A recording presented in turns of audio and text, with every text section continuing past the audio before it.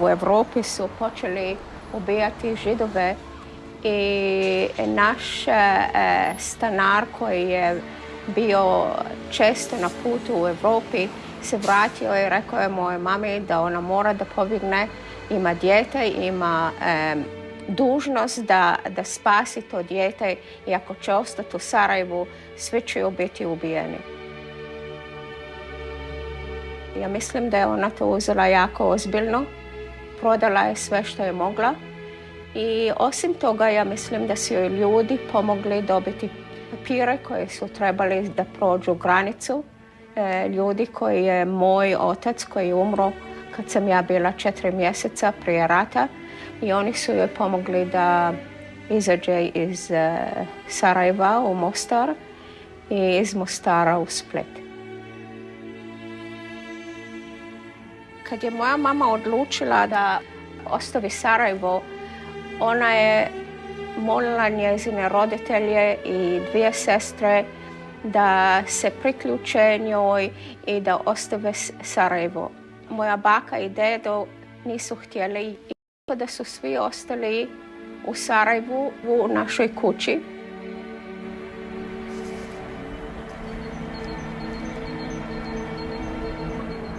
Mi se nalazimo u Sarajevu, ja sam se rodila u Sarajevu, to je moja kuća i odavde smo mi pobjegli u Dalmaciju kad su ustaše uništile u Sarajevu.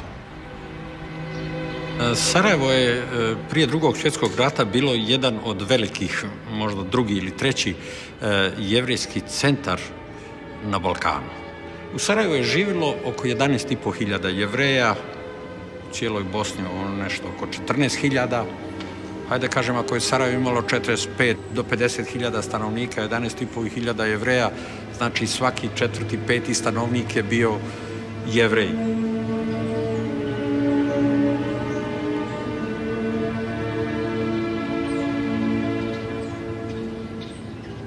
U našu kuću su uzeli Njemci i moja baka i dedo su bili služavke. Oni su ostali, ali su preživjeli u Sarajevu.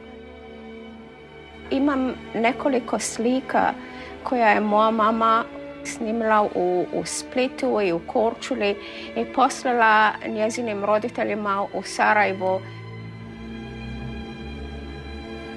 Bilo je u Korčuli oko 800 Židova koji su bili tamo sve do kapitulacije Italije 8. rujna 1943. godine. Mi smo imali priliku da u 1944. godini idemo u Ameriku. Roosevelt je dao nalog da 1000 Jugoslavena mogu doći u Ameriku i kad se rat svrši vratiti se natrag. I već smo bili na kamione i onda poslije moja mama mislila nije čula od roditelja mnogo godina i to je bio jedan najglavniji razlog da smo se vratili da čujemo šta se desilo ljudima u Sarajevu. Danas u Sarajevu živi oko 650 Jevreja. Poslije Drugog svjetskog rata vratilo se oko 3000.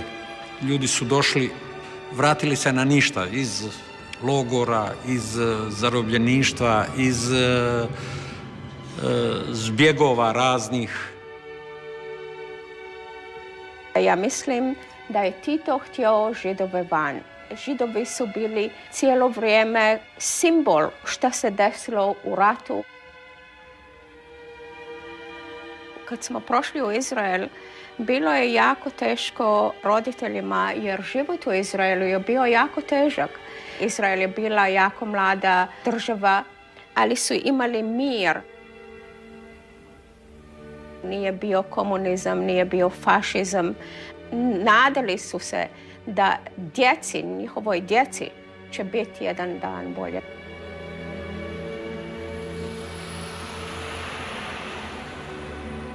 Mi smo se oženili jako mladi, čim smo svršili vojsku i ja sam otišla u školu za učitelje. Iza toga smo odlučili da moramo naučiti engleski kako treba i moramo ići izvan Izraela. I moj muž je dobio posao tu u Americi. Mi smo živjeli 5 godina u Long Island i za 5 godina smo odlučili da ćemo mi doći u New York. Ja sam otvorila malu kompaniju za nakit. U početku je bilo jako teško, ali najedanput iza možda 3 godine ljudi su vidjeli moj nakit i odlučili su da to mora se metniti u svim radnjama. I polako je to ušlo i u Zale, i u Saks, i u Macy's. Ja sam na to radila sve do 1990. godine, kad sam odlučila opet da idem u školu. Well, it's hard to talk about Esther as a student without talking about Esther as a person. Because when she first came to me in 1999, I met a petite woman who was determined to come and study at a graduate school in a doctoral program, because that's what our school is. To je bilo dosta teško za mene jer sam bila izvan škole oko 25 godina. Ali imala sam tako strogu volju i znala sam da ako moj muž i moja kćerka su suportivni, onda ću to uspjeti. I ja ih pitam i oni kažu go for it. Ja sam znala da ako hoću da uspijem i da dobijem jedan dan doktorat i da pišem tezu o Židovima koji su ostavili Špansku i došli u Jugoslaviju, u Sarajevo, moram da imam najbolje ocjene što ja mogu. Ja znam kako da se treba raditi teško. Kad sam imala biznes, ja bi radila nekada nedjelju dana oko 18 sati na dan.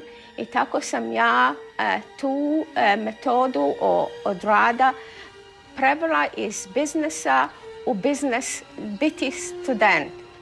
So it was quite delightful and very surprising to find this in a woman who was already a grandmother, a middle-aged woman or older middle-aged woman coming back to school. Ljudi su se malo smijali jer čovjek od 50 plus, ali moji profesori nisu ništa kazali da me ne bi discouraged. Imala sam u namjer da idem za Fulbrightovu stipendiju. Gospođa koja je bila reprezentativ iz naše škole, ona ide okolo circle, mi smo bili jedno 30 od nas i na jednom dođe do mene i kaže kako se zoveš i šta radiš i u kojem fakultetu si. Ja kažem, nisam mogla da je odgovorim, tako mi je bilo strah. I ona kaže, govori, digni glas. Ja kažem, moje ime je Esther Gitman i ja sam iz fakulteta povijesti. I ona kaže, i šta je tvoja teza? I ja kažem najedanput spašavanje Židova u Hrvatskoj. A ona kaže, zašto bih htjela to da pišeš o tome? Nisu Hrvati bili svi zločini, nisu svi Židovi poginuli tamo. Ja kažem, znaš, možda su puno poginuli, ali ja sam se spasila tamo. A ona kaže, nevjerovatno. To je nevjerovatno. Go for it. Ona kaže, idi, napiši ponudu za Fulbrightovu stipendiju, ja ću ti pomoći. I think that the topic that she chose for her dissertation on rescue of Jews during World War II in Croatia was a very natural topic for her. I onda se ja sjedim opet tamo i ja si promislim, kako sam ja to rekla da hoću da pišem o spašavanju Židova kad je moj cijeli cijelo iskustvo u univerziti za 2 godine bilo o Židovima iz Španske. Šta se to dešava meni? It was a topic that she had an inner drive to know more about herself. Poslala sam Fulbrightovoj komisiju sve papire što je trebalo i sada ja čekam. I iza jedno 4 mjeseca dobijem odgovor: vi ste primili Fulbrightovu stipendiju za godinu dana u Zagrebu. I think that when she went to Croatia, and this is my own interpretation, she found somehow that she was at home. S mužem sam išla u Zagreb i tamo sam srela rabinara i srela sam Ivu Goldsteina i on je bio jako dobar i rekao mi je da u Zagrebu u arhivu ima fond, da je židovski fond. Taj fond je imao jedno 35 kutija i u svakoj kutiji je bilo možda 200 do 300 dokumenta. Gospođa Ester je došla pomalo bojažljivo kod nas u arhiv, misleći da neće dobiti dovoljno dokumenata ili da dokumenti neće biti otvoreni za njezino istraživanje. Do odlaska komunizma sa scene na ovim prostorima svi ti dokumenti nisu smjeli biti objavljeni u tadašnjoj Jugoslaviji. Mi smo u Hrvatskoj stali na stajalište da svi arhivi iz razdoblja NDH trebaju biti otvoreni i slobodni za istraživanje. I onda sam odlučila da ja ću proći dokumente jako brzo i koji god dokument mislim da ima nešto o spašavanju, taj dokument sam molila da kopiraju za mene. Činjenica da je netko ko je ipak u poznijoj dobi se laća nečega što je izuzetno teško. Teško zbog toga što treba kopati po arhivima, živjeti u prašini, otkrivati stvari koje možda nitko do sada nije otkrio. Onda sam otišla u fond koji se zvao Ponova. U Ponovi sam našla dokumente kako su iz logora počeli izvaditi Židove koji su bili jako potrebni za industriju i da ljudi imaju rad.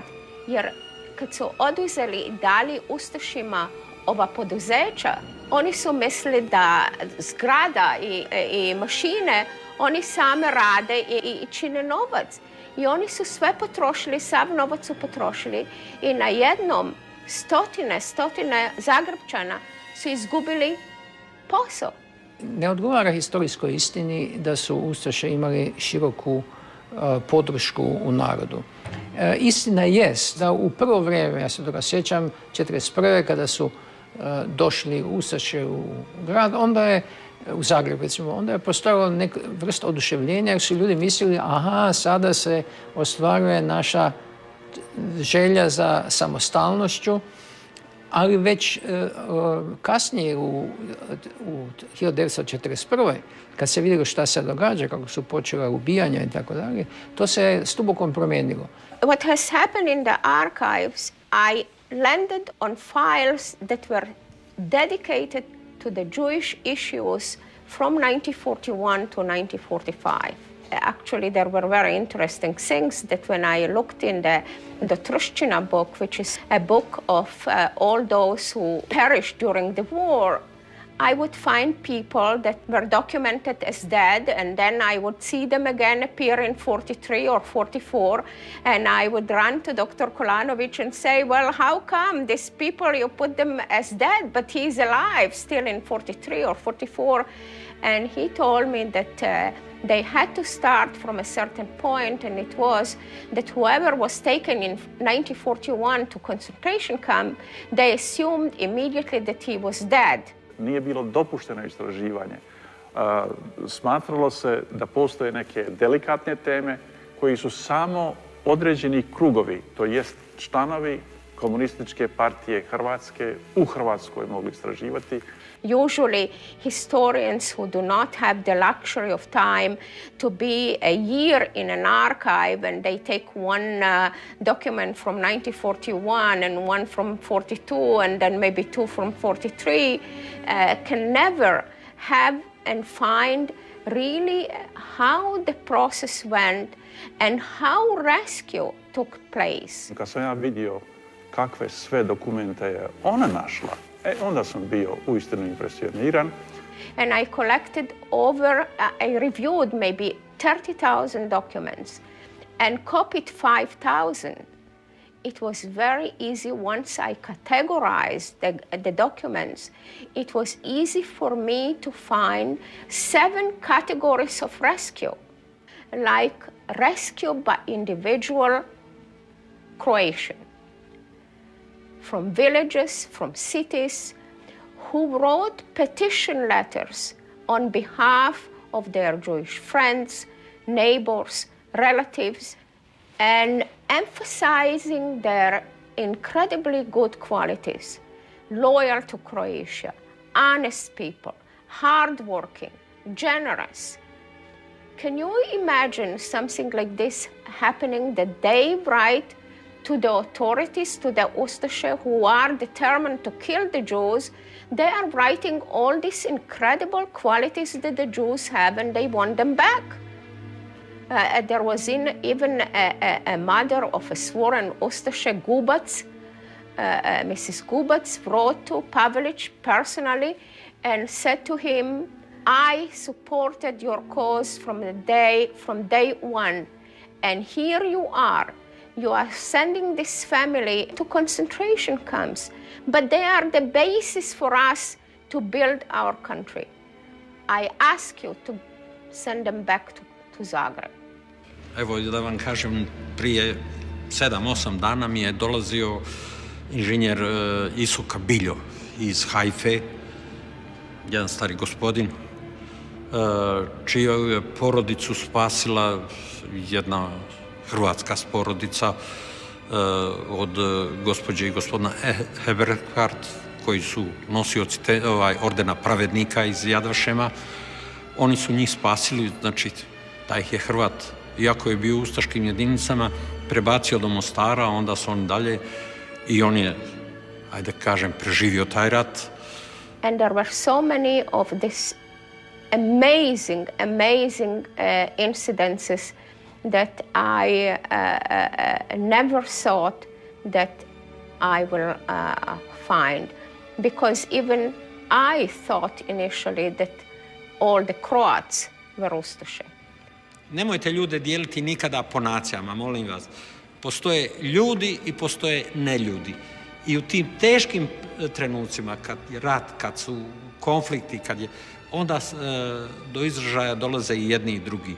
Na površinu izađu neljudi, a oni ljudi se pokušaju ljudski ponašati. And suddenly here I see a group, a large group of people who were willing to risk their lives in order to rescue Jews. Hundreds of them signed their names. And we know that every such name, if they didn't like the person, they could send him to concentration camp just because he signed his name on such a petition. To su jako tužne priče, ali koje u sebi imaju onu poruku da uvijek ima dobrih ljudi, nisu svi ljudi zli. They were officials in the government that assisted. We know that Minister of Health, Dr. Ivan Petric, sent all the Jewish physicians to Bosnia to cure endemic syphilis. Mi smo bili prva grupa, 20 liječnika i ovak je to bilo. Zapravo spas tih liječnika. Možemo zahvaliti to, naročito uvijek naglasim, primarijusu Petriću, koji je bio onda ministar zdravlja. Petric decided that it is an excellent idea. The only problem was how to present it to the 7 ministers that were making all the decisions. Petrić je to odneo na ministarski savjet da bi trebalo liječnika, nema dovoljno liječnika u Bosni, jer ima tu židovskih liječnika koji nisu protiv Hrvatske i protiv hrvatske samostalnosti. Zašto oni ne bi išli tamo dole raditi i tako dalje. Ministarskom savjetu Pavelić šutio, potiho, ništa nije govorio. 4 ministra su bili protiv toga, a ostali su šutjeli. But Pavelić thought about it and he decided that it's better to cure the Muslims and save for a while the Jews, and when the cure is achieved, they can send them to concentration camps. Onda Pavelić kaže Petriću, dobro Petrić, veli, kako ti još možeš, veli, to opravdavati? Pa kaže, pa nek židovsko pitanje je tu, veli, pa oni nek rade, kaže. Zašto moraju oni odmah na početku stradati? Kaže Pavelić, tako je, ima pravo, veli, neka rade, veli, pa onda, veli, na kraju krajeva, veli, oni će doći na red. And in total, there were 142 physicians. So this was another way that officials in the government rescued Jews or attempted to rescue them.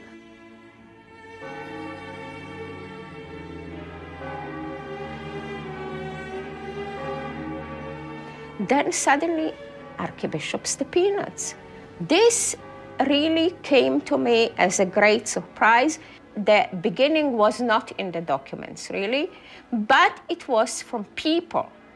His name came so often, and I was so surprised because in my mind, all the Catholic priests were anti-Jewish and nobody would ever bother to save Jews. Do 90. godine o Stepincu se nije smjelo ni govoriti. Sjećam se kad smo njegov životopis koji je tiskan u Rimu htjeli dobiti, u autobusu smo ga skrivali.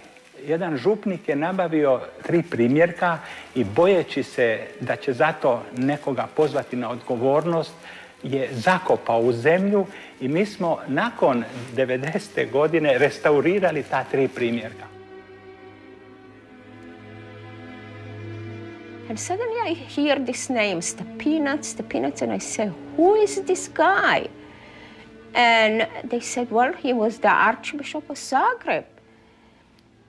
And I said, I must find everything that I possibly can about this man. And as deeper as I researched, the more amazed and fascinated I was with the humanness of this person. Dakle, kad smo bili na udaru, da smo ovako se govorilo, jedini čovjek koji nas može spasiti, to je Stepinac. I thought this is how a person of God should be. Not think which race the person is, where does he come from, but he is a human being, a God's creation, and as such, he has to be rescued. Ljudi su se u njega uzdali, da će on spriječiti zločine koji su se događali, koji su bili strašni, ne samo prema Židovima, nego isto tako, kao što znamo, i protiv Srba i protiv Roma. Vi morate psihološki gledati jednoga katoličkog svećenika, ne onoga nižega ranga, uzmemo župnika, jeli, nego gledati ove velikane, uzmemo biskupa dalje, on je ipak bio nadbiskup, jeli.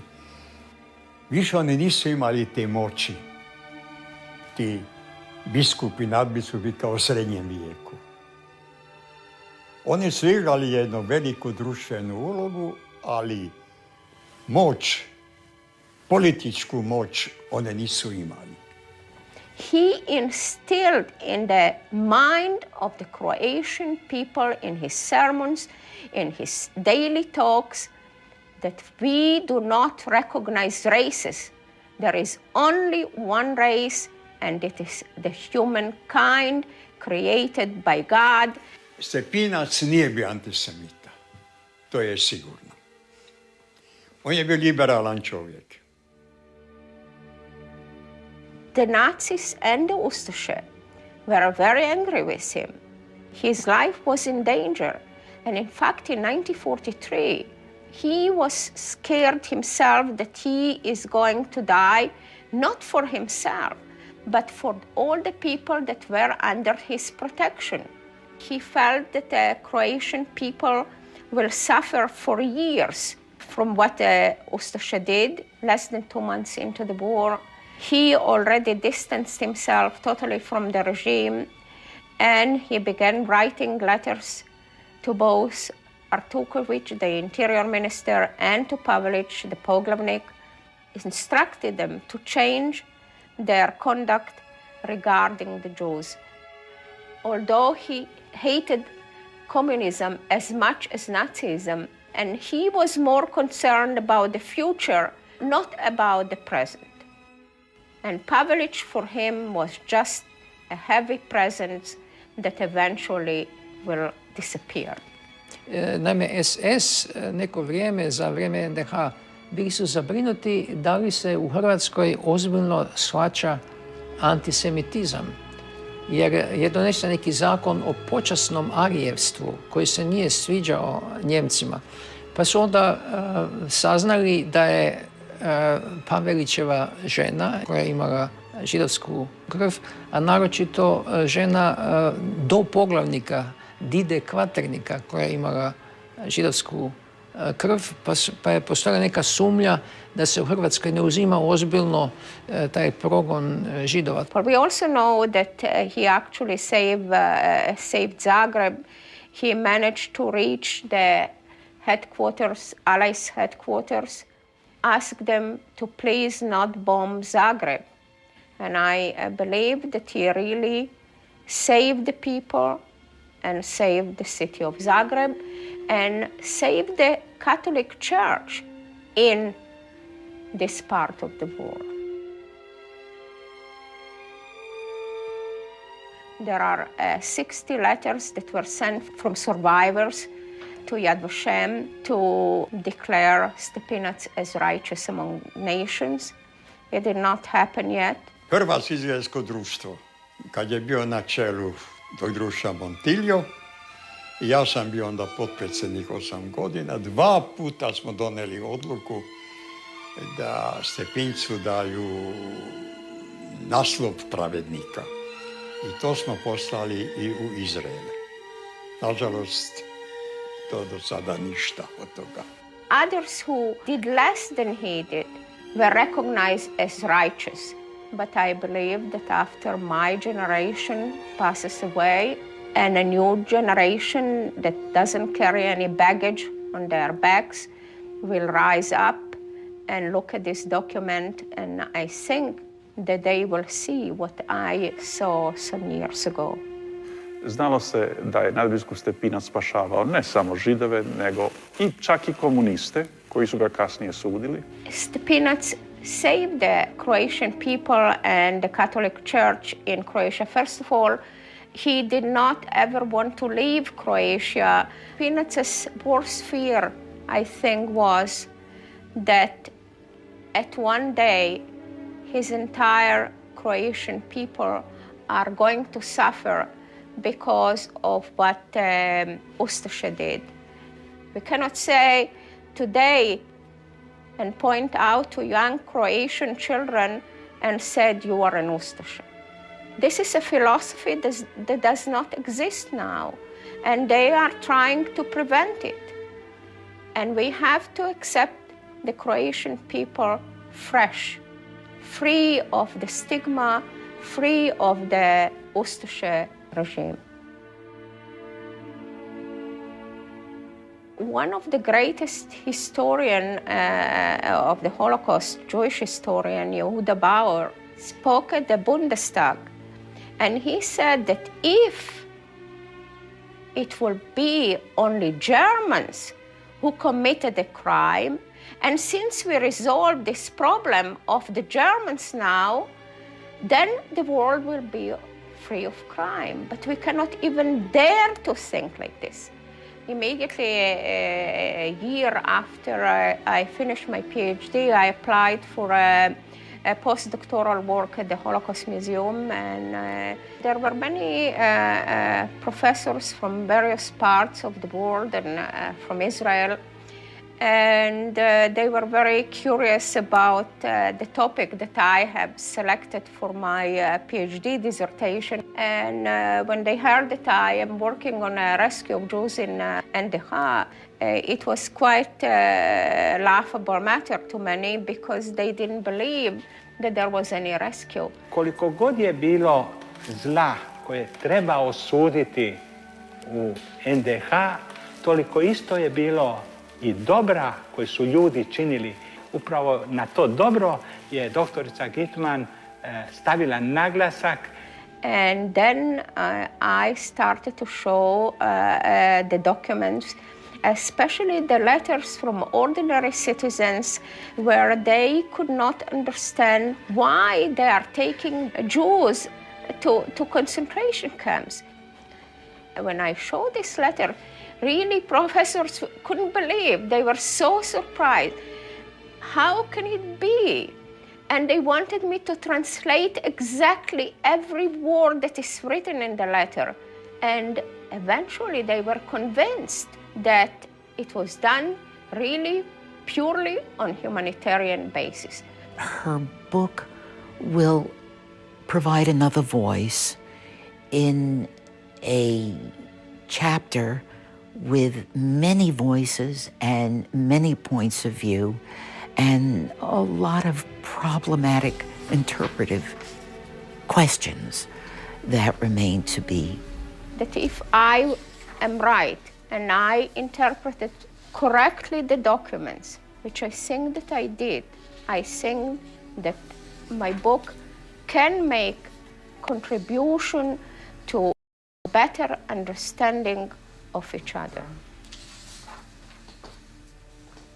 Dalia Ofer, she is a famous Israeli Holocaust historian, and she encouraged me to publish this work and show the documents and to motivate maybe other people to start the research. Nemojmo stati isključivo na zlu i samo govoriti o zlu, nego pogledajmo i ono dobro koje su ti ljudi učinili.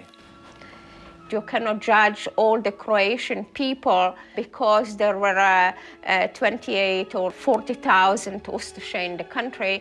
You cannot condemn all the 6 million people and say they were all Ustaše.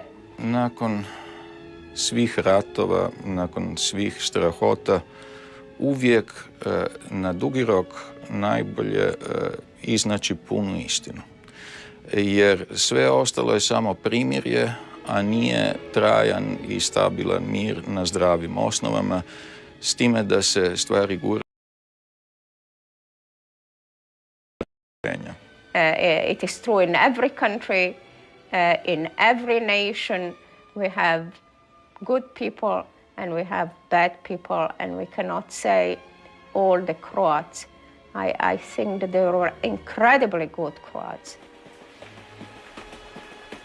Drugi aspekt koji je njezino pisanje izvanredno značajan, a to je pristup problemu Židova, ne samo ono što su ljudi učinili tom strašnim zločinima, 6 miliona Židova koji je stradalo tada u Europi, nego ona je to posvetila ljudima koji su spašavali Židove, koji su Židovima htjeli nešto dobro učiniti. Činjenica je da su stradanja Židova, a i drugih u Hrvatskoj i civilnih žrtava bila strašna. Međutim, dobro je znati da je i u mraku bilo svjetla. Puna istina je ono što je jedino ispravno i jedino ono što donosi zapravo mir i olakšanje žrtvama.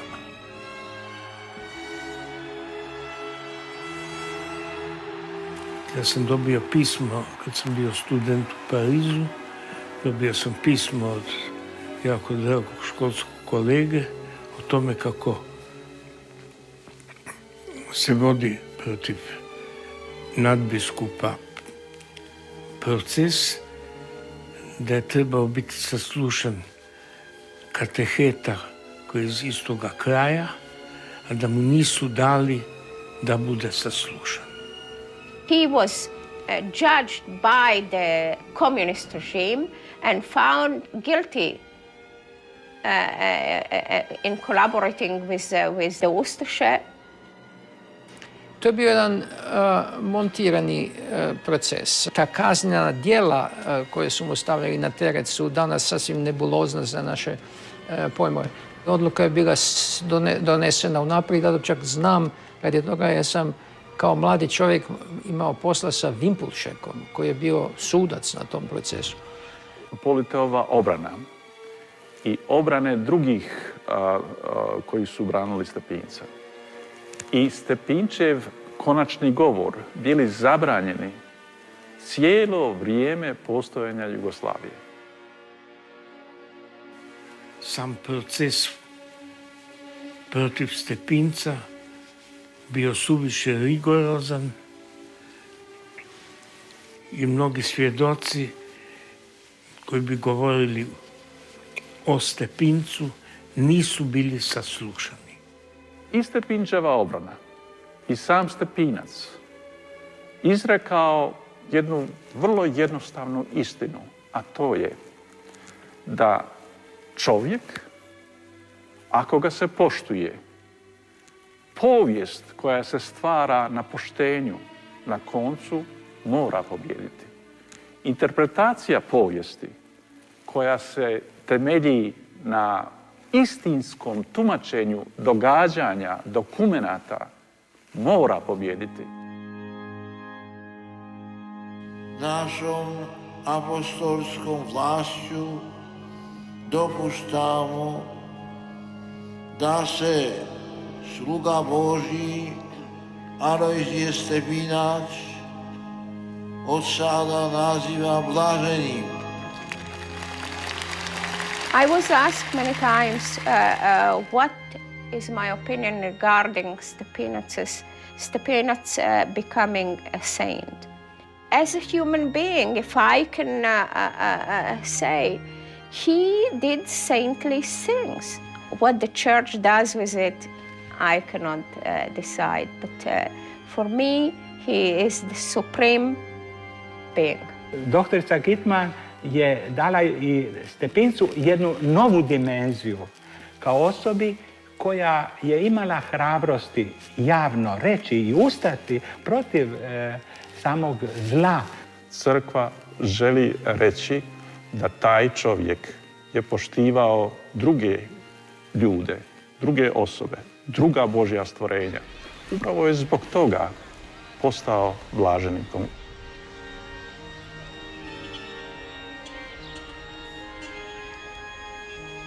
My feeling and opinion about Stepinac are extraordinary human being, and sometimes I wish I could meet him and bow my head to him and say thank you very much for what you have done.